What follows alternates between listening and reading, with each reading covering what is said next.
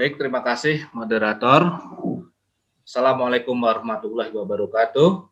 Waalaikumsalam warahmatullahi Saya bisa wabarakatuh. dengar jelas ya, Mas Krisno ya. Oke, jelas suaranya, Mas. Terima kasih kepada moderator dan para peserta semua yang sudah sangat antusias mengikuti short course oleh Publika Episode kali ini.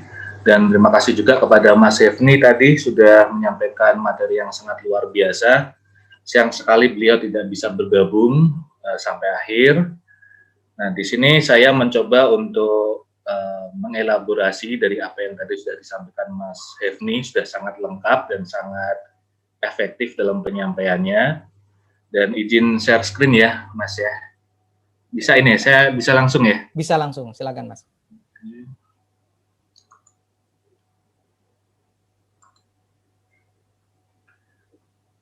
Sudah kelihatan ya? Proses. Oke, udah kelihatan. Oke, sebentar saya slideshow.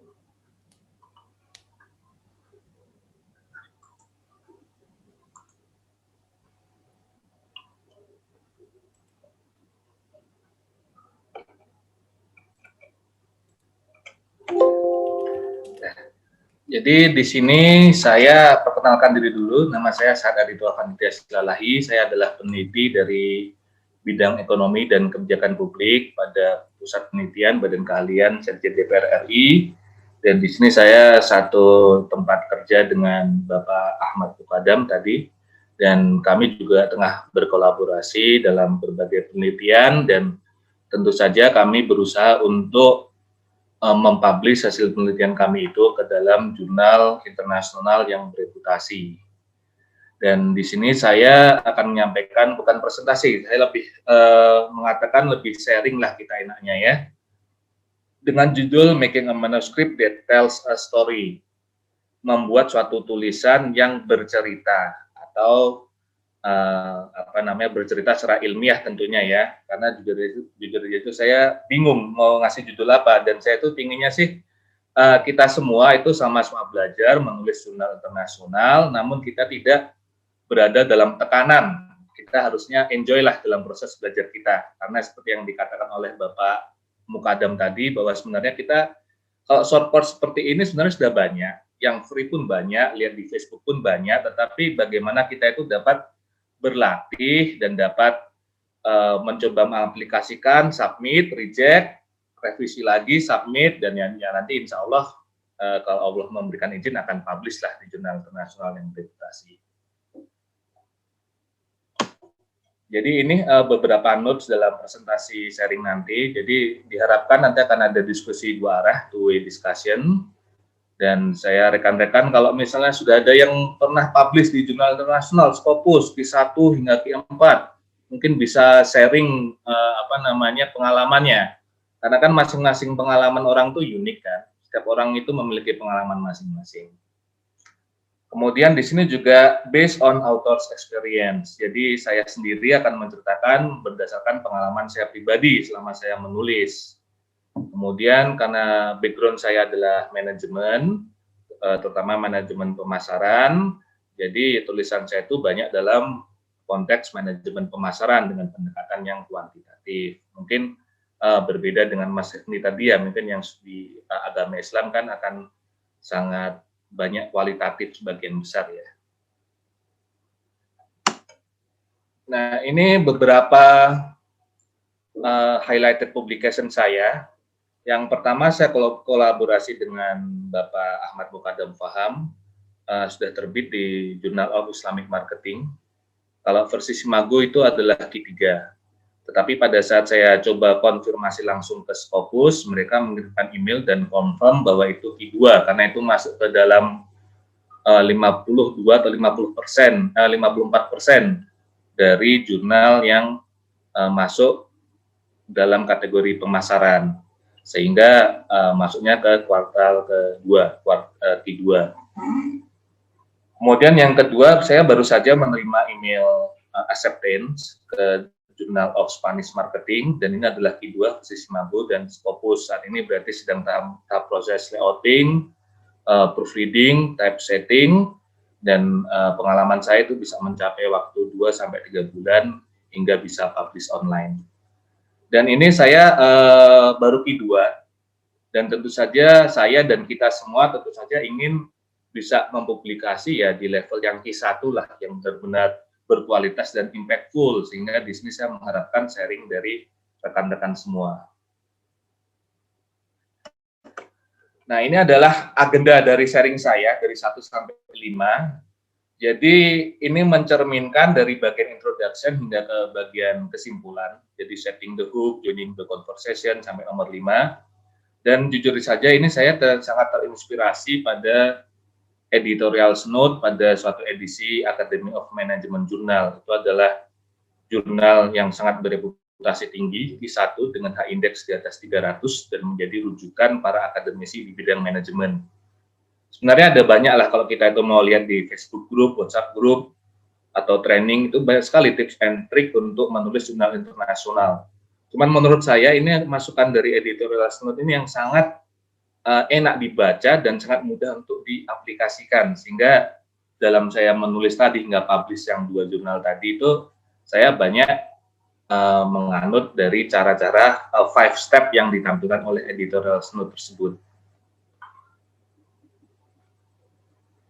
Sebentar Mas, saya kok mau geser ini nggak bisa ya. Oh, sorry, ini di file saya sebenarnya sih ada tulisan edisinya ya, editorial note-nya ya. Cuma nanti saya di materi yang kepada Mas Krisna nanti saya tambahkan. Saya kayak ke delete nanti. Oke, siap Mas.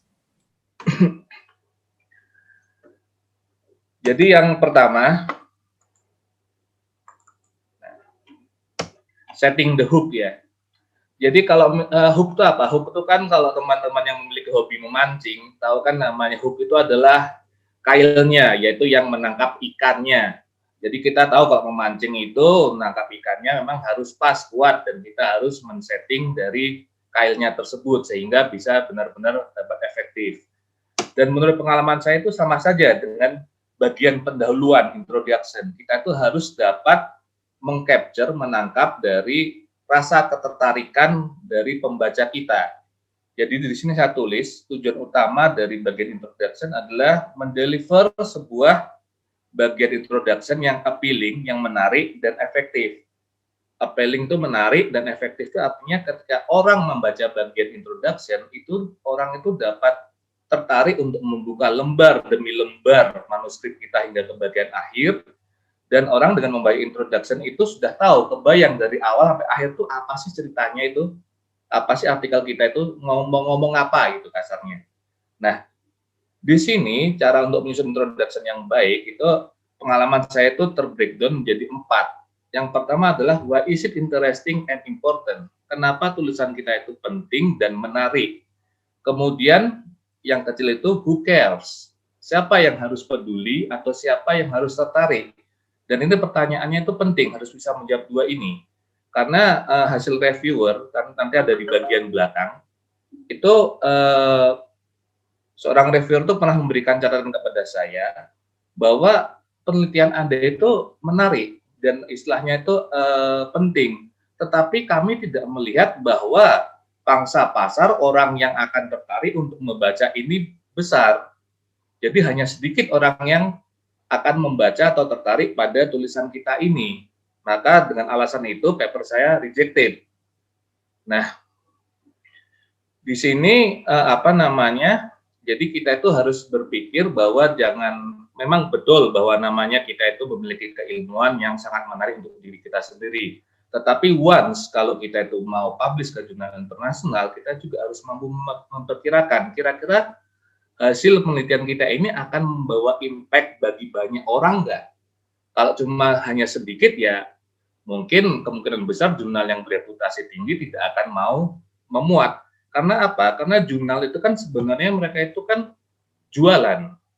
Mereka itu tadi ya menyambung yang dikatakan Mas Wildan tadi ya, bahwa jurnal yang bereputasi tinggi itu tidak akan pernah meminta fee dari penulis untuk publish, kecuali kalau penulisnya itu minta open access.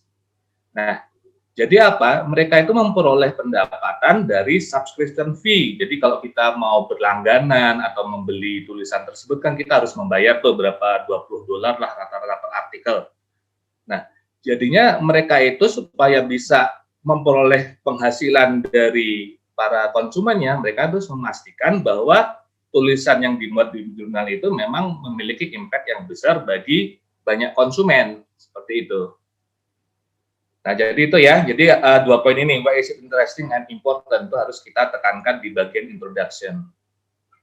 Kemudian yang kedua adalah the present body of knowledge, atau biasa disebut dengan state of the art. Itu artinya apa? Itu adalah akumulasi pengetahuan di topik kita yang sudah berasal dari penelitian-penelitian terdahulu atau dari grand theory yang saling berhubungan. Jadi di sini kita breakdown menjadi 3 pertanyaannya. Yang pertama adalah what do we know? Apa yang sampai saat ini sudah kita ketahui? Yang kedua, what we do not know? Apa yang belum kita ketahui?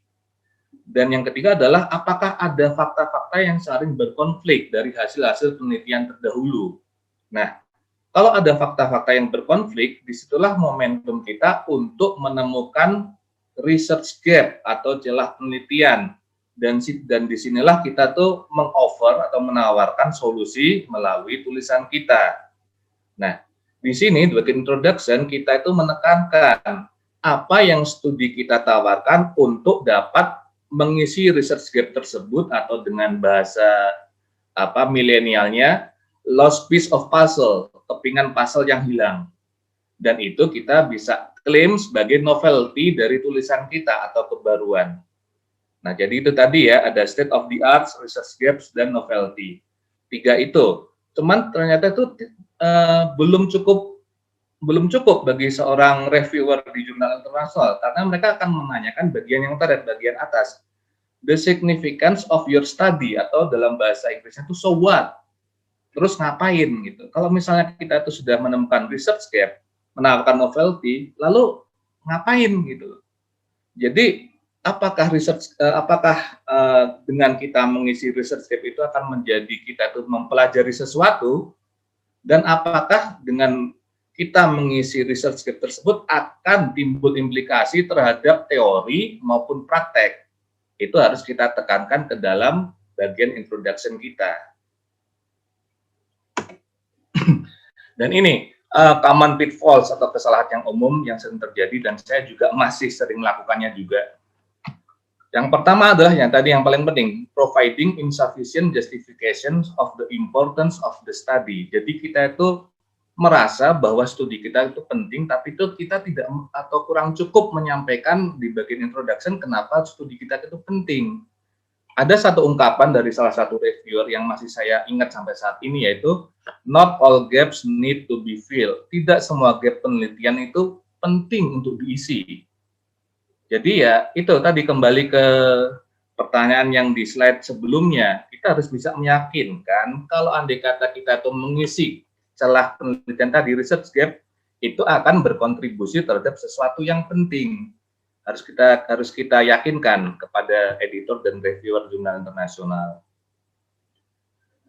Kemudian yang common pitfalls berikutnya yaitu kita tuh merefer terlalu banyak reference. Jadi kita biasa di bagian penduluan itu, misalnya Mas Krisno et al. 2015, Mas Adam et al. 2017, kemudian siapa lagi lah, banyak kita list untuk menunjukkan bahwa sebenarnya itu sudah banyak nih penelitian di bidang ini.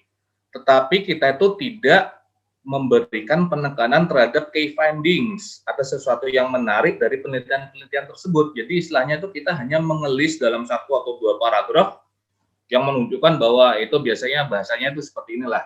Extant literatures have applied the theory of Z in the consumer behavior, lalu dalam kurung siapa et al sampai 10, bahkan ada 20 lah. Itu boleh sebenarnya, tetapi kita harus mencantumkan temuan-temuan utama dari penelitian-penelitian yang kita sitasi. Untuk apa? Karena dengan mencantumkan highlight dari penelitian-penelitian sebelumnya yang kita sitasi, kita itu dapat menunjukkan bahwa ada celah penelitian di situ yang belum dieksplor. Dan disitulah kesempatan kita untuk menjual hasil penelitian kita ini. Jadi seperti itu. Nah, lalu berikutnya ya, joining the conversation atau bergabung dengan percakapan. Itu sebenarnya tadi sudah disinggung oleh Mas Yevni. Ini adalah bagian dari literatur review. Jadi ada satu, sorry Mas, ada satu ungkapan dari Isaac Newton yang saya masih kagum sampai saat ini adalah, if I have seen this by standing on the shoulders of giant. Bila saya dapat melihat lebih jauh, itu karena saya itu berdiri di atas bahu para raksasa. Jadi dalam menyusun suatu manuskrip atau topik penelitian ya, kita itu tidak mungkin tidak merujuk kepada penelitian-penelitian terdahulu atau grand theory yang existing. Karena itulah pijakan-pijakan kita untuk mendevelop studi dalam konteks yang kita inginkan saat ini. Dan tujuan utama dari literatur review adalah mendevelop a clear and logical argument. Jadi hasil dari literatur review itu bahwa suatu hipotesis yang kita propose itu benar-benar jelas dan berdasarkan alur pemikiran yang logis. Nah, ini salah satu breakdown-nya. Jadi dalam literatur review kita harus mereview baik pro dan kontra ya. Jadi jangan hanya yang pro saja atau hanya yang kontra saja. Kemudian dari pro dan kontra itu kita itu bisa memberikan judgement kita pribadi. Nah, berdasarkan judgement kita pribadi yang logikal ya, yang masuk akal, itu kita bisa mendevelop hipotesis yang robust, yang istilahnya yang kuat lah.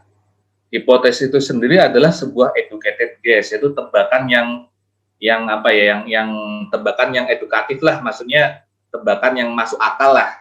Jadi itu hipotesis itu pasti bersifat tentatif, bisa salah, bisa benar. Nah, itulah yang akan kita uji pada bagian di manuskrip. Kemudian ini common pitfalls-nya, kesalahan yang umum. Kita tuh terlalu banyak mensitasi literatur, tapi kita tuh tidak mensintesis. Jadi sama kayak tadi itu, kita tuh banyak sekali mengutip banyak tulisan, tetapi kita tidak mensintesis atau tidak menyambungkan, tidak nyambungin tuh hasil-hasil dari penelitian itu apa. Nah, kemudian kita juga tidak memberikan judgement atau logika sendiri terhadap hasil-hasil penelitian sebelumnya. Nah, ini yang penting. Jadi dalam mendevelop literatur kita itu harus pede. Jadi itu tidak semua reviewers do not need to agree with you. Jadi sebenarnya itu reviewer itu tidak perlu untuk setuju dengan argumentasi Anda, tetapi penjelasan Anda itu harus dapat dimengerti dan logik. Itu. Jadi bisa saja itu namanya reviewer setelah membaca literatur review Anda, wah saya tidak setuju nih. Tetapi paling enggak Anda harus meyakinkan bahwa mereka itu mengerti, oh maksudnya itu si A seperti ini toh, oke. Nah.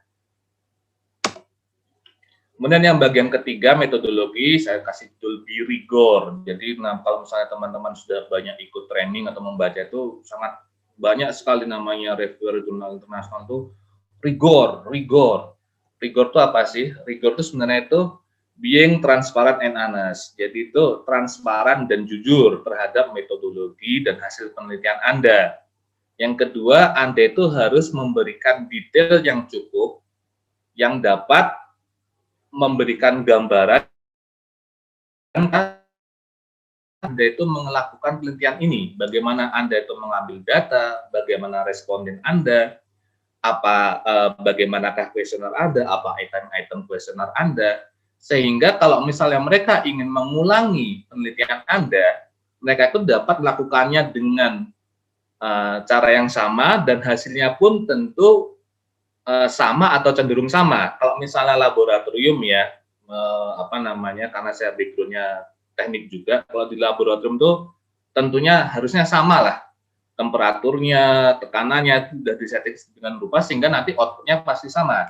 Tetapi kalau bidang sosial itu saya tidak berani ngomong harus sama ya, tetapi istilahnya ya kecenderungan sama lah, karena kan penelitian sosial itu sangat tergantung pada konteks kan.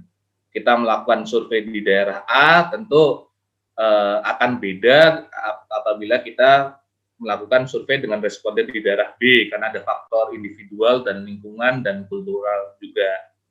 Nah, yang poin ketiga adalah Anda harus memberikan credible judgment regarding your methodology. Jadi metodologi yang harus Anda gunakan itu yang pertama tentu harus sesuai dengan tujuan dari penelitian Anda. Tetapi tidak kalah penting adalah Anda tuh harus bisa memberikan judgment. Kenapa metode ini diberikan? Apakah ada sumber-sumber literatur sebelumnya yang menunjukkan bahwa metodologi ini tepat untuk dilakukan dalam rangka menjawab pertanyaan penelitian yang sudah Anda sampaikan di awal. Ya, ini sama dengan tadi, bahwa kita harus melaporkan prosedur pengambilan data dan hasil dengan transparan dan dapat direproduksi. Kemudian yang penting adalah kita harus keeping up to date dengan metodologi yang terbaru. Kalau di bidang manajemen, awal tahun 2000-an itu namanya covariance based structural equation modeling itu sudah sangat wow sekali. Tetapi seiring berjalannya waktu, ada partial least square itu yang sekarang sedang ngehits ya, karena bisa mengatasi permasalahan normalitas data dan jumlah sampel yang sedikit. Nah, ini yang penting ya. Jadi Anda itu harus menyiapkan metodologi secara hati-hati. Metodologi harus benar-benar firm pada saat awal sebelum melaksanakan penelitian. Karena apa? Karena metodologi itu sesuatu yang tidak bisa diulangi. Kalau reviewer itu menemukan suatu metodologi yang kurang atau kurang cocok untuk menjawab pertanyaan di manuskrip Anda, mereka itu akan tidak segan-segan menolak. Karena apa ya? Karena itu Anda tidak bisa mengulangi penelitian Anda lagi. Jadi ini mohon diperhatikan di bagian metodologi, karena ini bagian yang sangat krusial lah dan sangat kritis untuk membuat sebuah paper itu rejected. Dan ini yang keempat, the so what factors. Jadi ngapain? Ini bagian diskusi. Jadi bagian diskusi itu Anda harus menginterpretasikan dan menjelaskan hasil dari temuan Anda di bagian sebelumnya. Kemudian Anda harus menjelaskan atau mengkomparasi temuan Anda terhadap studi sebelumnya, baik pro dan kontra, dan berikan penjelasan yang komprehensif dan masuk akal, terutama bila ada temuan baru, new findings. Dan penjelasan Anda harus logik. Dan ini yang paling bawah, ini yang penting. Dalam diskusi ini, dalam bagian discussion, Anda seharusnya tuh highlight atau menekankan key finding Anda atau your novelty Anda, kebaruan Anda apa, dan so what factors-nya. So what factors dari kebaruan Anda itu apa implikasinya, itu harus Anda tekankan. Dan ini bagian conclusion dan recommendation. Jadi di editorial note itu sangat bagus. Dia ngasih judul bahwa sebuah konklusi itu adalah end of a journey and a beginning of a new one. Sebuah akhir perjalanan, tapi sebuah awal bagi perjalanan yang baru. Intinya seperti ini. Kalau kita melakukan sebuah penelitian, proses tahapan penelitian kita itu sampai akhirnya kita publish di sebuah manuskrip, itu kan kita itu membangun kepingan-kepingan baru ke dalam existing body of knowledge. Kita itu menambah bangunan baru di dalam bangunan besar ilmu pengetahuan yang sudah terbangun. Nah, tentunya kita itu harus menjelaskan atau memberikan tempat kepada peneliti lain yang tertarik dalam studi kita ini untuk memperbaiki atau menambah bangunan body of knowledge itu, sehingga rangkaian pembangunan body knowledge akan terus membesar dan tidak terputus. Ini bagian conclusion, saya rasa sudah banyak yang mengerti ya, bahwa conclusion itu adalah menjawab dari pertanyaan penelitian. Nah, ini yang sering saya lupa juga, bahwa di bagian conclusion ini kita harus men-state secara jelas bagaimana hasil penelitian Anda itu berkontribusi baik secara teoritis maupun praktik empiris. Secara teoritis mungkin kita bisa menjelaskan bahwa saya menambahkan variabel ini sebagai kebaruan dan ternyata ini memberikan penjelasan lebih mengenai bagaimana konsumen berperilaku di masa pandemi ini, misalnya seperti itu ya. Kemudian yang praktikal itu adalah actionable recommendation for whom stated in the introduction section. Jadi itu hasil penelitian kita ini secara empiris itu harus dapat dipraktekkan dan dipraktekkan oleh siapa. Misalnya hasil penelitian kita ini untuk menemukan bahwa konsumen itu lebih tertarik harga yang ekornya ada 9-nya. Nah, berarti kita harus harus kepada manajer pemasaran untuk merumuskan harga dengan ekor 9 sehingga konsumen akan lebih tertarik. Jadi situ actionable. Nah, ini yang tadi saya jelaskan ya. Jadi tadi itu beginning of a new one. Jadi every study must have limitation. Bagaimanapun studi kita itu pasti akan memiliki keterbatasan sesempurna apapun. Nah, disinilah kita itu harus menjelaskan keterbatasan kita dan diikuti dengan menawarkan bagaimana peneliti-peneliti lain dapat meneruskan studi kita apabila mereka tertarik, atau istilahnya itu recommendation for further studies. Oke, saya rasa ini bagian lampirannya adalah tadi yang seperti dikatakan Bapak Adam ya tadi sebelum beliau izin untuk mengajar. Jadi betul bahwa namanya menulis jurnal internasional itu harus banyak berlatih dan banyak menghadapi penolakan. Ini adalah penolakan saya. Jadi ini I must decline your manuscript publication in Journal on Small Business Management. Lalu ini apa? We have found it does not align with the journal is currently seeking, yang bagian bawah ya. Nah, ini tipikal bahasa halus dari editor yang menunjukkan bahwa manuskrip kita itu tidak memenuhi standar dari jurnal mereka. Nah, ini salah satu komen dari reviewer. Nah, ini yang perlu digarisbawahi yang saya lingkari ini ya. Kalau misalnya terbaca, yang penting ini nih. Under development of the research gap, dalam kurung, besides identifying a possible void in the literature, you need to also provide the justification why this gap is worth addressing. In short, you need to answer the question, so what? Jadi itu, research gap itu tidak cukup hanya kita tunjukkan, tetapi kita harus bisa memberikan justifikasi kenapa mengisi research gap itu penting. Atau dengan kata lain, so what-nya itu. Dan ini yang bawah ya, yang saya lingkar hitam juga. Kalau kebaca, it is unclear what is the significance of this study and what is the relevance of these results outside the narrow context. Nah, jadi sama, reviewer itu menginginkan supaya kita itu memberikan justifikasi kenapa studi kita itu signifikan. Dan ini what is the relevance of this result outside the narrow context. Jadi topiknya itu harusnya itu luas, mencakup sebuah berdampak yang luas, jangan hanya berdampak yang sempit, karena itu akan mengurangi ketertarikan dari jurnal untuk dapat memuat manuskrip kita. Dan ini nah ini sama, ini jadi sebenarnya ini salah satu feedback dari reviewer dari jurnal yang tadi terbit ke Journal of Islamic Marketing. Ini sebelumnya sempat ditolak di salah satu jurnal, tapi masukannya sangat bagus. Jadi itu yang di lingkar hitam ya, the introduction is the most important part of the paper. It sets the hooks and expectation.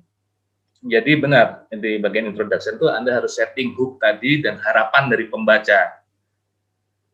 Kemudian itu lagi, your research question is not clear. As it reads, the paper leaves the reader asking, so what? Nah, itu yang penting, so what faktornya itu harus kita tekankan di bagian introduction.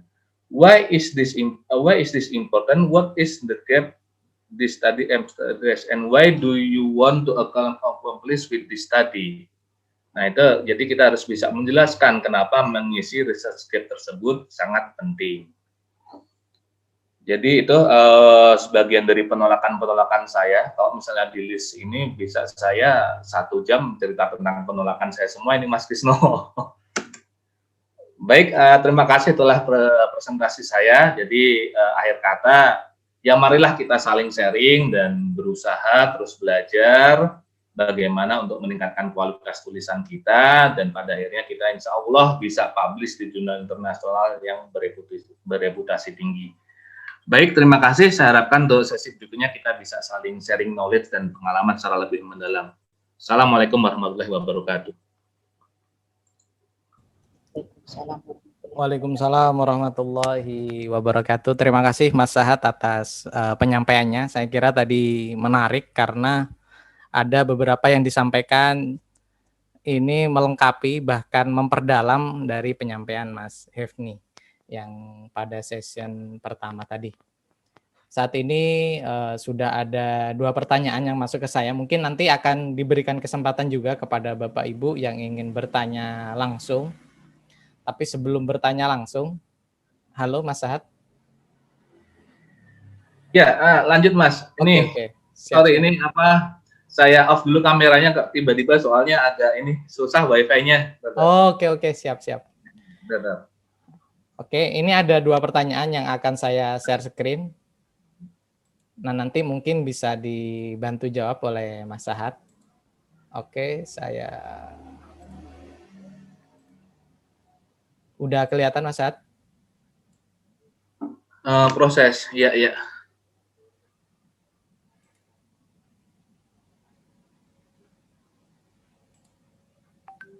Kelihatan?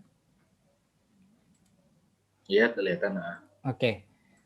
Mungkin Mas Sahat bisa menjawab. Ada 2 pertanyaan ini. Yang pertama perlu saya bantu baca dulu ya ini. Saya bacakan dari Ibu Santri Modiarti dari Sekolah Tinggi Pariwisata Trisakti Jakarta. Izin bertanya kepada Pak Sahat, bagaimanakah tips dalam menentukan state of the art selain dari kita mengacu dan mempelajari jurnal-jurnal yang menulis artikel tentang topik yang ingin kita teliti? Saya kebetulan sedang ingin meneliti tentang virtual reality untuk desa wisata. Menurut Pak Sahat, kira-kira apa yang harus saya lakukan untuk menentukan state of the art dan novelty kebaruan supaya bisa lolos ke jurnal internasional terindeks Scopus? Itu yang pertama. Yang kedua dari Ibu 50 STW dari Universitas Bhayangkara Jakarta. Pertanyaannya, beliau ingin menanyakan, terkadang kita stuck dalam mencari metode apa yang baik buat penelitian kita. Kira-kira kemana atau kepada siapa atau kelompok mana kita bisa mencari. Terima kasih, kebetulan saya berkecimpung di bidang bahasa. Nah, kesempatan saya berikan ke Mas Sahat untuk memberikan respon.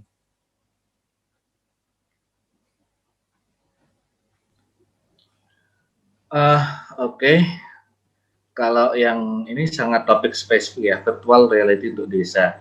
Jadi seperti ini ya, saya mencoba untuk menjawab ya sesuai dengan apa namanya pengalaman saya. Jadi state of the art tadi seperti yang saya jelaskan di bagian presentasi, kalau saya menangkapnya state of the art itu adalah existing atau present body of knowledge, yaitu saat ini tuh apa yang sudah kita ketahui dari topik penelitian tentang virtual reality dalam hal ini ya. Kemudian apa yang belum kita ketahui. Nah, jadi ini mungkin saya langsung contoh aja ke salah satu yang jurnal Islamic Marketing mungkin ya. Izin Mas, boleh saya stop dulu ya. Oke, saya stop ya. Oke. Silakan Mas Sahat. Nah ini mungkin bisa dilihat ya di bagian originality atau value. Nah ini yang sudah terbit di Emerald tadi. Jadi state of the art adalah, well, in Indonesia many studies have been conducted on consumer acceptance concerning halal awareness and they reveal a positive effect on the intention to consume the products. Jadi itu adalah pada saat ini tuh apa yang sudah kita ketahui. Dalam konteks ini saya itu sudah membaca banyak sekali literatur dan kebanyakan literatur yang sudah saya baca ya itu hanya fokus ke dalam sisi konsumen terkait dengan intensi mereka atau niat mereka untuk mengkonsumsi produk halal. Nah, itu adalah state of the art dalam konteks studi produk halal. Namun kita belum mengetahui apakah niat untuk menggunakan sertifikasi halal itu sama-sama berlaku untuk sisi produsen. Nah, ini adalah research gap-nya, terutama UKM. Kalau dalam hal ini karena saya konteks spesifik UKM. Nah, itulah research gap-nya, sehingga studi ini mempelajari tentang faktor-faktor yang mempengaruhi minat UKM untuk mengadopsi praktek halal. Itulah novelty-nya.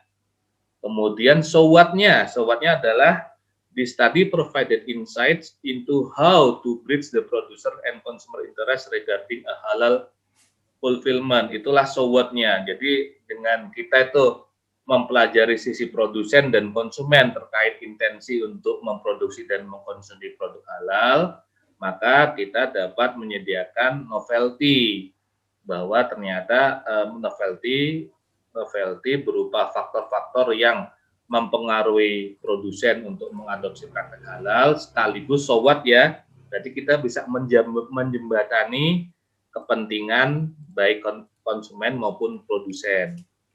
Nah, sorry.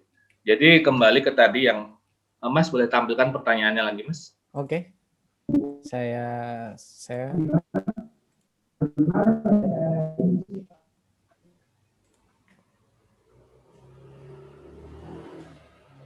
sudah kelihatan, Mas?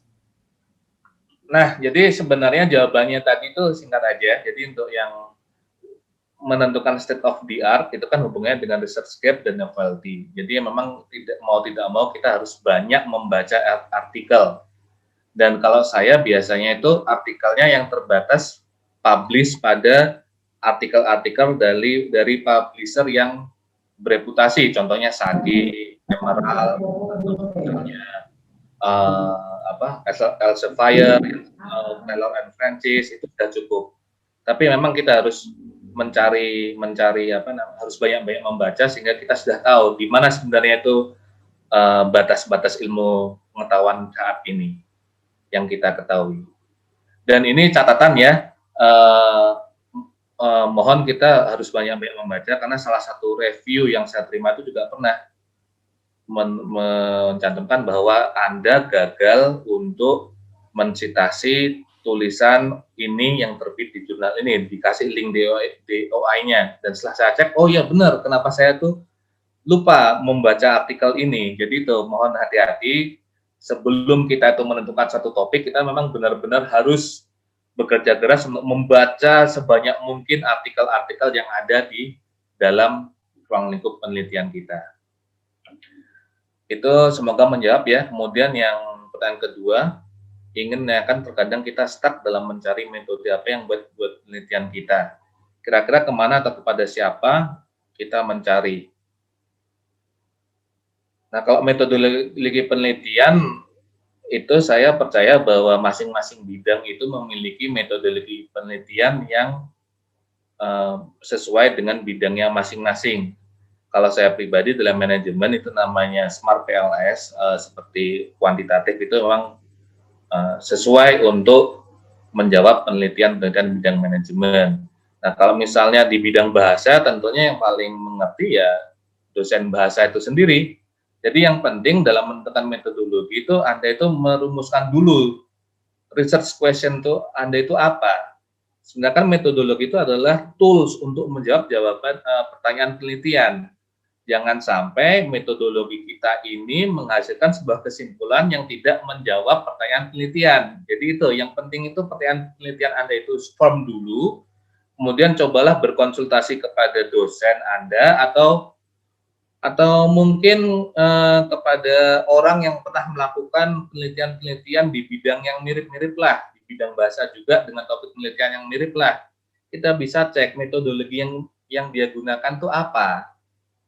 Apakah bisa kita replikasi. Nah, itulah makanya tadi pentingnya yang saya cantumkan tadi ya, rigor tadi ya. Kita itu harus memberikan metodologi itu secara detail, secara transparan, prosedur, respondennya siapa, item kuesionernya apa, itu harus detail, karena itu supaya para pembaca yang tertarik dengan penelitian, melanjutkan penelitian kita itu dapat mengetahui, oh metodenya itu seperti ini. Jadi kalau misalnya saya ingin kira-kira ingin melakukan penelitian yang sama atau melanjutkan penelitian ini, jadi metode yang harus kita lakukan itu adalah seperti ini. Jadi itu pentingnya. Semoga bisa menjawab kemudian yang apa sebenarnya dikatakan novelty penelitian dan cara membuat artikel kita berbeda dengan penelitian terdahulu. Jadi novelty itu kan sebenarnya kebaruan kita.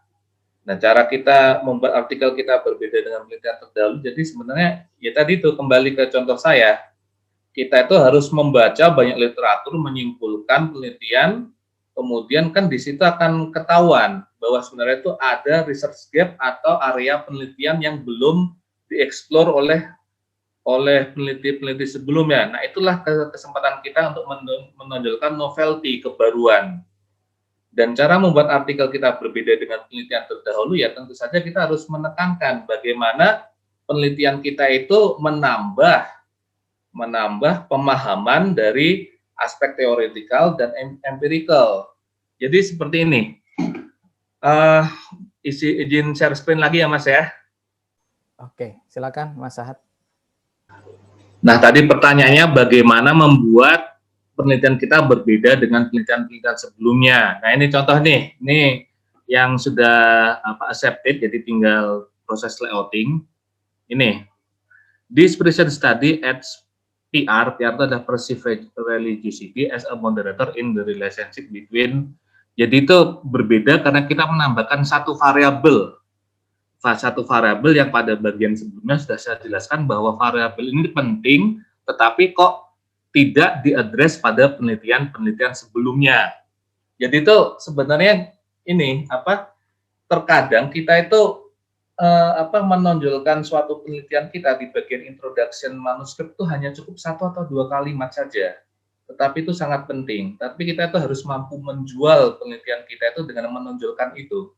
Ada research gap, kemudian kita menambahkan satu variabel sehingga kita dapat menghasilkan suatu temuan baru atau dapat berkontribusi baik secara teoretis maupun praktek.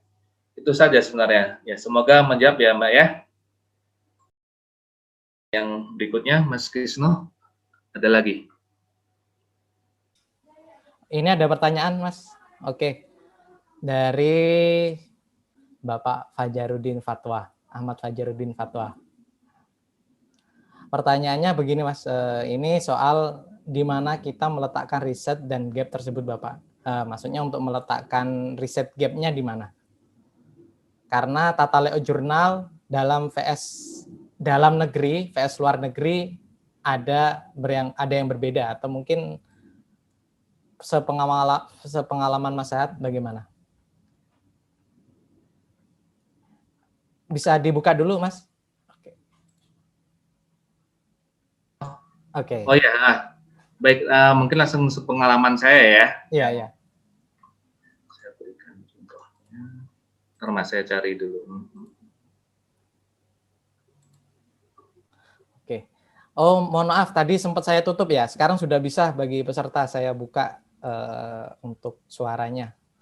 Pantesan kok tidak ada suaranya, ternyata masih belum saya checklist. Izin bertanya, Pak. Oke, nanti setelah pertanyaan dari Pak Fajar terjawab mungkin. Baik, Pak. Dengan Bapak siapa yang mau bertanya?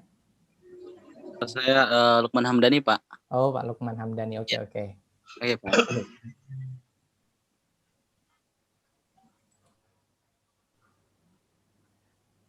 Mungkin Mas Sahat akan mencari langsung pada buktinya. Jadi kita bisa melihat dan tidak ngawang. Pengalaman saya, Mas. Oh ya, ya, silakan. Screen aja deh ya. Oke. Kalau pertanyaannya kan di mana kita menaruh research gap. Saya tuh selalu menaruh research gap yang accepted itu di bagian ini, bagian pendahuluan. Dan biasanya itu bagian pendahuluan di bagian yang terakhir.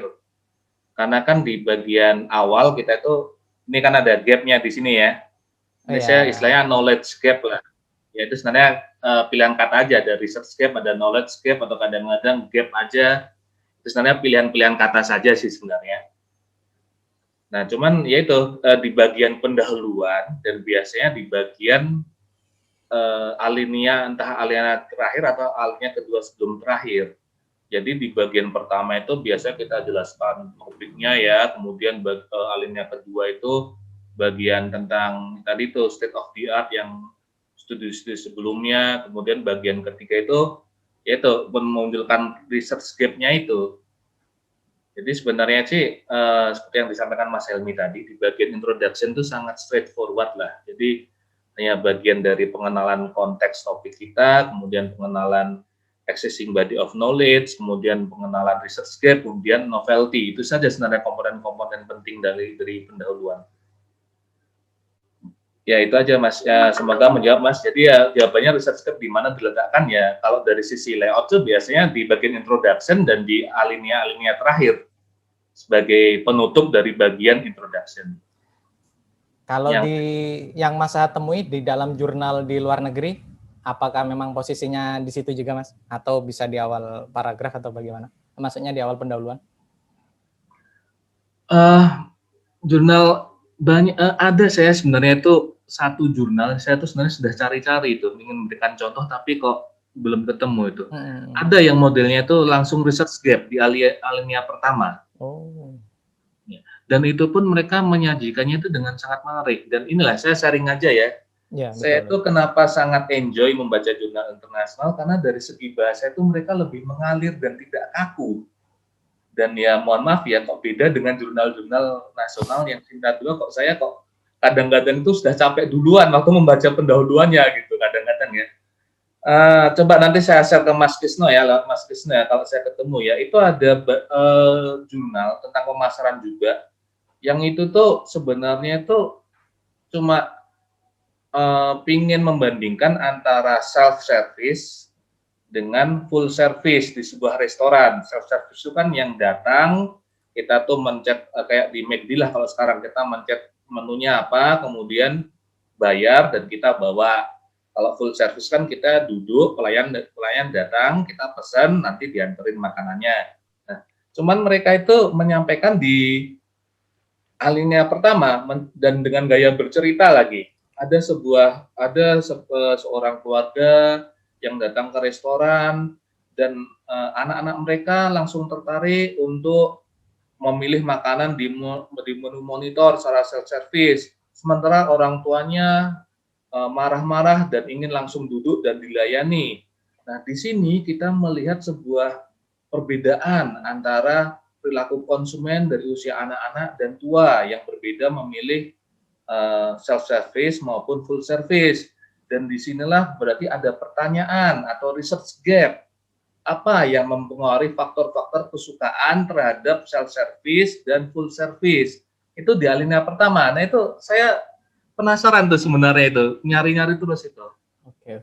Jadi contohnya seperti itu ya. Jadi itu jurnal internasional juga dia itu sangat bervariasi dan sangat menarik seperti itu. Oke, terima kasih Mas Sahat. Ini satu penanya saya berikan kesempatan untuk langsung tadi Bapak Lukman. Ya, Pak Lukman ya. Pak Kisno. Oh iya. Pak Saya Hendra. berikan Pak Lukman tadi ada karena Pak Lukman tadi yang lebih dulu. Ya, ada. Oke. Oh. Pak Lukman, sebentar dulu Pak Lukman. Pak Hendra, Pak. Sebentar Mas Krisna, saya izin close kamera ya, soalnya wifi-nya lemot ya. Oke.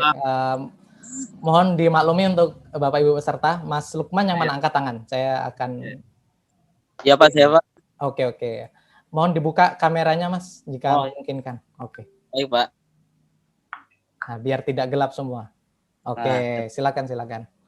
Bismillahirrahmanirrahim. Assalamualaikum warahmatullahi wabarakatuh. Waalaikumsalam warahmatullahi wabarakatuh. PI telah mengakomodir tentang kepentingan kita tentang terkait penulisan dan juga terima kasih pada pemateri pertama dan kedua yang luar biasa. Ada beberapa hal yang mungkin ingin saya tanyakan, mungkin masih mendasar tapi mohon penjelasannya ya pada pemateri kedua. Yang pertama, tadi kan dikatakan bahwa memang Turnitin itu mencari benefit itu dari dari mahasiswa ataupun researcher yang ingin berlangganan ya. Nah, saya ingin bertanya, kalaupun berlangganan untuk terkait ekonomi syariah ataupun wakaf itu berapa? Itu yang pertama. Yang kedua, kalaupun ada akses ataupun jurnal terkait ekonomi syariah yang gratis, itu aksesnya di mana saja untuk terkait Scopus. Kedua, yang ketiga, kadang kebanyakan kami dilihat grup-grup itu kadang, mohon maaf ya, khawatir saya salah pemahaman, itu kadang ada kolaborasi 1, 2, 3, 5. Nah, tapi kadang penulis itu sudah siap dengan materi, terus kita membayar saja, misalnya kita jadi penulis 7. Apakah itu disebut predator atau bukan gitu? Karena kadang saya masih meraba-raba gitu, itu doang gitu, khawatir salah gitu, karena jangan sampai kita salah sasaran atau salah tujuan. Itu yang selanjutnya, ketika ingin menulis ke Scopus itu memang harus dari referensinya itu memang bersumber dari yang sudah dipublish ya, dalam arti misalnya kita mau Q1 memang Q1 semua rujukannya. Kalau kita mau Q2 emang rujukan Q2, atau kita mau nembus Q3 memang harus Q3. Oke. Yang terakhir ini apakah sebetulnya paper yang menarik bagus itu kan tadi menurut pemateri kedua itu gaya bahasa luar itu kan nggak kaku Pak ya, sedangkan kita agak kaku. Apakah bisa kita mengikuti bahasa atau gaya seperti mereka itu, dan berapa sih minimal paper yang menurut orang luar itu menarik? Apa 7 halaman? Semua kan kalau di Indonesia rata-rata 20 halaman ya Pak ya, setahu saya 20, paling kurang 15 dan lain-lain. Nah itu saja Pak, kurang lebih mohon maaf. Wassalamualaikum warahmatullahi wabarakatuh. Waalaikumsalam warahmatullahi wabarakatuh. Mas, mau direspon sekalian atau menunggu pertanyaan yang kedua? Boleh langsung respon, boleh, ini gimana Pak? Banyak nanti lupa saya, Mas. Oke, kita respon dulu. Oke, Halo, pertanyaan dari Mas Lukman. Terima kasih Pak. Siapa tadi? Mohon maaf Mas Pak. Lukman. Mas Lukman ya, Ya. Pak Lukman. Izin Pak, izin ya Pak ya, saya menjawab sesuai dengan pengalaman saya saja. Yang pertama tadi saya malah ingatnya yang paling belakang tadi. Jadi masalah bahasa ya. Masalah bahasa, kalau saya pribadi itu namanya bahasa internasional Inggris, itu memang style-style jurnal internasional itu sangat bagus, mengalir dan enak untuk dipahami. Dan memang itu salah satu keterbatasan kita mengenai bahasa. Maka saya sangat mendukung apabila sebelum kita submit ke jurnal internasional, kita itu pertama kita ada Google Translate ya yang gratisan ya, tapi itu jangan percaya 100% itu Google Translate. Yang kedua ada Grammarly toolsnya, itu bisa kita gunakan untuk merapikan. Lalu yang ketiga yaitu tadi kita itu proofreading ke ke proofreader yang menggunakan penterjemah atau proofread dari orang native language langsung. Karena rasa bahasa itu tidak bisa, pengalaman saya ya, Grammarly itu tidak bisa mengatasi rasa dari bahasa. Grammar itu bagus untuk preposition, misalnya to, in, at, itu baguslah tuh grammar. Tetapi rasa bahasa atau kaitannya dengan bahasa-bahasa kalimat-kalimat sebelumnya itu masih agak kurang lah kalau Grammarly. Jadi saya biasanya itu memang filternya itu dari Grammarly, kemudian saya proofreadkan juga seperti itu. Lalu yang kedua yang mengenai masalah penulis tadi ya harus bayar ke jurnal gitu ya, apakah predator atau enggak gitu ya. Jadi sebenarnya saya pun saat ini tuh masih gamang. Jadi tuh Scopus tuh saat ini tuh sering banget menerbitkan jurnal discontinued tapi tanpa alasan yang jelas. Nah, kalau saya pribadi itu saya hanya berpatokan pada publisher yang bereputasi seperti Emerald, Sage, Elsevier, Taylor & Francis. Kemudian bisa juga cek di Simago untuk melihat H-indeksnya. H-indeks itu kan sebenarnya menunjukkan tingkat impact dari jurnal tersebut, apakah cukup banyak disitasi dan mendatangkan impact. Kalau H-indeksnya itu tinggi, itu biasanya ya memang bereputasi, walaupun di luar keempat publisher yang bereputasi itu. Dan kemudian kalau saya sih selalu percaya, namanya jurnal bereputasi itu tidak pernah meminta bayaran satupun dari kita, kecuali kita minta open access.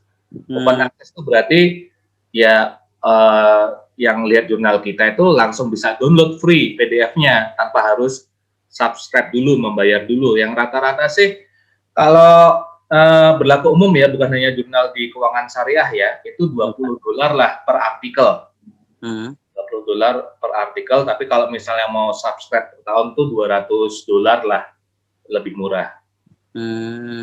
Pengalaman saya ya yang accepted di 2 jurnal tadi itu, saya tidak pernah bayar, alhamdulillah. Saya mengeluarkan fee nol sama sekali, tidak membayar. Dan kalau misalnya apa namanya sudah ada sih beberapa jurnal ya yang saya boleh nyebut merek nggak ini?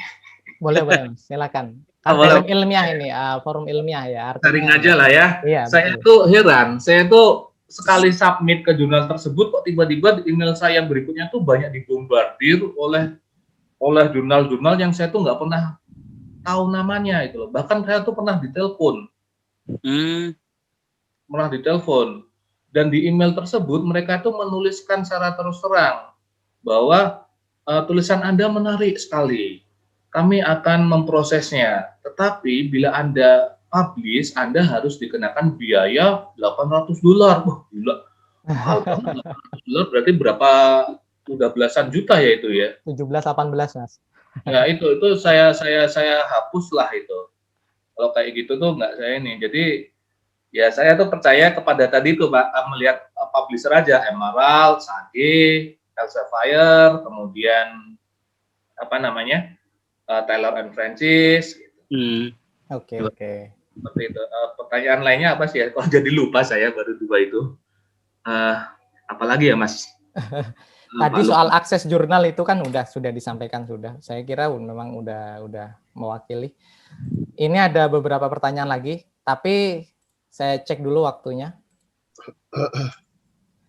15.48, kita masih waktu kira-kira 5 menit lagi, Mas. Gimana Mas Saad? Ya nggak apa-apa Mas, saya sih free aja saya. Oke, saya berikan, tidak keburu ke Jakarta ya ini ya. Kan ini teman-teman yang dari Jogja keburu ke Jakarta tadi. Makanya gitu. Ya Pak Adam tidak bisa bergabung karena harus mendampingi Profesor Singgih untuk tes Genos dan berangkat ke Jakarta. Oh, balik hari ini. Saya masih santai aja saya Mas. Ya. Yang monggo kalau misalnya sambil ada Mas Pak Isno. Iya, silakan. Sepertinya udah dari tadi menunggu. Saya ingin bertanya ke Pak Sahat ya. Tapi pertanyaan ini tentu saja mudah-mudahan bisa juga diperhatikan oleh Publica Institute. Oke, siap. Jadi gini, kalau saya pernah lihat buku tentang IELTS writing itu, di IELTS itu ada dikomparasi antara tulisan satu dengan tulisan yang lain. Tulisan yang ini nilainya 5, tulisan yang ini nilainya 7, tulisan yang ini nilainya 9. Terus kesalahan-kesalahan gramatikalnya itu dan penggunaan bahasanya juga ditunjukkan di situ. Nah, coba mungkin kalau ada kursus kita yang lain atau pada kesempatan ini susah untuk dicari jurnal, tulisan di jurnal yang terbaik yang Q1, kemudian struktur penulisan yang terbaik itu adalah tadi ada introduction yang harus isinya adalah ini, abstrak yang isinya harus ini. Kemudian discussion tuh isinya ini, argumen, ada evidences-nya ini. Nah, itu ditunjukkan. Jadi tinggal di garis merah atau di kurung apanya tuh bahwa inilah argumennya, ini evidences-nya. Ini findings-nya. Kemudian itu jelas gitu. Jadi di Q1, Q2, Q3 itu menarik kalau dibukukan. Jadi kita tahu persis bagaimana menstrukturkan tulisan itu sehingga alurnya itu, plotnya itu sangat mudah dibaca. Kalau menurut Pak Sahat, memang saya baca juga jurnal-jurnal internasional itu rata-rata strukturnya sangat baik dan mudah kita pahami karena memang structurally dia grammatically memang sudah enak untuk dibaca gitu kan. Oleh karena itu dia memang memiliki bobot. Nah, yang bobotnya tinggi ini yang Q1 kita lihat introduction isinya ini dan tadi itu dikomparasi kemudian dibukukan dan itu akan sangat membantu nanti. Jadi publikanis itu bisa melakukan itu mungkin atas telaah dari Pak Wildan dan Pak Sahat bahwa ini struktur yang paling baik dari jurnal yang paling umum. Gitu. Saya kira itu usulan saya dan kemudian mungkin Pak Sahat tadi sudah menstrukturkan, tetapi masih terpilah-pilah antara satu slide dengan slide yang lain. Harus ada satu slide yang menunjukkan dari abstrak, introduction, discussion, conclusion. Itu harus betul-betul terstruktur. Saya kira itu usulan saya, Pak. Terima kasih. Siap. Terima kasih. Saya kira masukannya sangat luar biasa dari Pak Hendra ini. Mungkin beliau juga aktif ini, Mas. Kemarin beliau juga bergabung di Shortcourse 1, sempat berdiskusi juga dengan Romo dari Universitas Pancasila beliau. Oke, Mas Sahat mau merespon. Saya kira ini memang masukan untuk publika dan saya tentu mengembalikan kepada para tutor dan expert ketika Mas Sahat oke, maka ini menjadi hal yang menarik. Karena bagi orang yang awam tentu perlu ATM ya, amati, tiru, modifikasi lah, kira-kira seperti itu. Monggo Mas Sahat jika ingin merespon. Ya Mas, tadi saya sangat setuju Mas Hendra bahwa ya itulah namanya jurnal internasional yang bereputasi tinggi ya. Jadi itu saya tuh sangat bisa paham sekali kenapa mereka bereputasi tinggi. Bukan hanya masalah penelitian dan temuannya, mereka pun cara berkomunikasi dan menjualnya pun sangat bagus gitu. Kita tuh membaca jurnal internasional tuh nggak capek, nggak bosen. Itu dan inilah sesuatu yang harus kita latih. Makanya saya sangat setuju sebenarnya. Ya kalau misalnya apa? Ya nanti saya buatlah coba Mas Krisno ya. Tulisan saya itu yang publish 2 itu saya ini loh introduction-nya. Ini research gap-nya itu ini novelty-nya itu ini. Dan sebenarnya itu kadang-kadang tuh cuman 1-2 kalimat saja tapi itu benar-benar dicari oleh reviewer itu loh. Dan itu bisa menentukan kita reject atau enggak itu loh. Itu sebenarnya cuma 1 kalimat saja. Jadi mungkin saran aja Mas Krisno untuk short course berikutnya kita sediakan waktu yang lebih intensif lah supaya teman-teman tuh maksudnya saya juga lah perlu belajar bisa sharing bersama Mas Wildan juga kita kuliti lah. Jadi gimana sih sebenarnya itu style-stylenya itu jurnal itu Q1, Q2, Q3, Q4 sehingga kita itu bisa bareng-bareng membuat jurnal yang berkualitas dan bahkan mungkin juga nih semua alumni di sini tuh bisa berkolaborasi nih membuat kelompok-kelompok kecil sesuai dengan bidang dan kepakarannya sehingga kita bisa ya menghasilkan sebuah manuskrip yang berkualitas tinggi seperti itu Mas. Oke, terima kasih Mas Sahat. Saya kira memang sangat progresif dan ini memang saya tulis juga untuk kemudian didiskusikan dan ditindaklanjuti sehingga tidak berhenti karena memang untuk di Indonesia sendiri ya melihat buku yang sifatnya langsung praktis seperti itu bisa dipahami banyak orang masih jarang sepertinya. Oke, waktu kita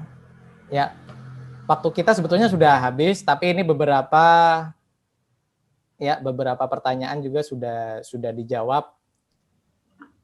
Ya, satu Pak, mungkin. Satu kayaknya nanti ada yang belum dibahas. Limitation. Ini ada yang bertanya. Limitation dalam sebuah riset itu sejauh mana kita menuliskannya? Dari Diah Chandra. Mas Krisna, saya izin sebentar ya Mas ya. Oke. Enggak Pak, cuma sebentar Pak, lanjut aja. Oke, ya. Masih saya santai aja sih, ini enggak terbatas waktunya. Mau sharing, mau sambil bikin kopi juga monggo aja lah. Gitu. Oke, saya kira yang penting berarti peserta ini akan terus. Tapi... Ya santai aja Mas, coba saya izin sebentar ya. Oke, berarti Mas Sahat mungkin ada kepentingan sebentar. Oke, saya ingin menyampaikan terkait absensi tadi, karena sembari menunggu dari Pak Sahat masuk. Dalam absensi itu terdapat link yang pertama itu sertifikat bagi yang sudah Bapak Ibu yang sudah menebus untuk mengkonfirmasi kembali. Kemudian untuk sertifikatnya akan diproses setelah acara ini selesai, diverifikasi lagi, baru akan dikirimkan. Jadi mohon bersabar. Untuk Bapak Ibu yang menginginkan klinik, karena berdasarkan keilmuan akan difokuskan terlebih dahulu, artinya kita akan melihat peserta, karena kita tidak bisa menerima terlalu banyak, maka akan ada beberapa kira-kira kepakarannya yang paling mendekati lah, gitu. Kemudian untuk publikasi itu sifatnya opsional Bapak Ibu. Tim jurnal hanya memberikan fasilitas dalam hal ini yaitu review singkat, misalnya kekurangannya apa dari aspek metode, introduction-nya, conclusion-nya apa. Kemudian akan disampaikan pada jurnal target yang sesuai. Itu tergantung pilihan Bapak Ibu mau nasional atau internasional. Dan internasional pun terbuka, silakan kalau Bapak Ibu bersedia dengan Al-Kindi Publisher yang juga menjadi partner kami, artinya Bapak Ibu bisa mengecek juga, mengecek jurnalnya di sana. Memang usianya masih 4 tahunan, tapi ada satu yang menuju Scopus proses yaitu kalau nggak salah bidang linguistik ya. Linguistik itu sedang proses menuju Scopus, yang lain masih lumayan masih belum masuk ke tahap Scopus. Itu. Jadi sifatnya opsional. Setelah kita review akan kita kembalikan kepada Bapak Ibu peserta. Silakan yang mau melanjutkan proses berarti silakan berkirim email kembali. Jika tidak melanjutkan proses berarti tandanya adalah tidak berkirim email kembali seperti itu. Oke. Ya, kita sepertinya break sementara ya. Oh, ayo lanjut Mas, mau Oke. mau break dulu. Oh, siap. Oke. Ini tadi Mas terkait limitation. Kenapa? Ada yang menanyakan terkait limitasi dalam riset itu sejauh mana dari Ibu Diah Chandra.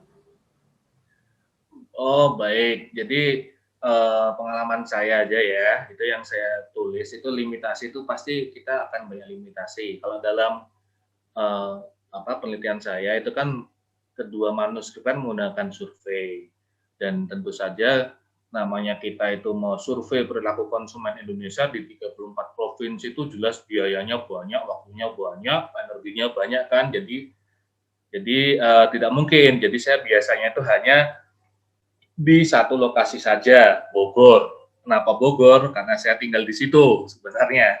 Nah, cuman saya selalu menyampaikan di bagian di bagian metodologi bahwa saya sampaikan juga, saya mengambil responden itu di Bogor. Misalnya di Jakarta ya saya sampaikan di Jakarta.